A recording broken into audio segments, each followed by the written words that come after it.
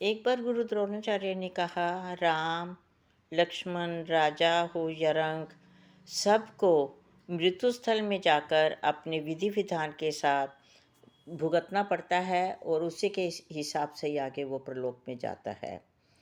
कहते हैं कि जब इंसान जो कुछ भी लिखा है, क्योंकि वहाँ ना सत्य है, ना असत्य है, ना धन है, ना संपत्ति है, ना यश है, ना अयश है, सब कुछ जो हम करके जाते हैं उसी की कर्मों के अनुसार हमें प्रलोक में जाकर आगे भुगतना पड़ता है।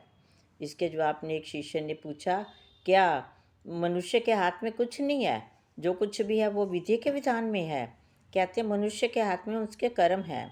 यदि हम अच्छे कर्म करेंगे तो विधि का विधान भी उसी तरह ही अच्छा होगा।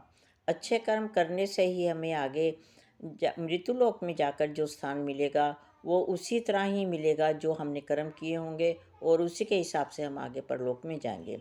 इस प्रकार मनुष्य को चाहिए कि वो अच्छे कर्म करे ताकि उसका जो आगे का रास्ता है, मृत्युलोक स्थल का जो आगे परलोक जाने का रास्ता है, वो एकदम क्लियर हो, अच्छा हो। मनुष्य जो है वो आसानी से अपनी वहाँ के रास्ते को तय कर सके। इसलिए हमें यहाँ इस जीवन में जो हमें ये एक दुर्लभ जीवन मिला है, प्रभु ने दिया है, वहाँ से बच के जाना।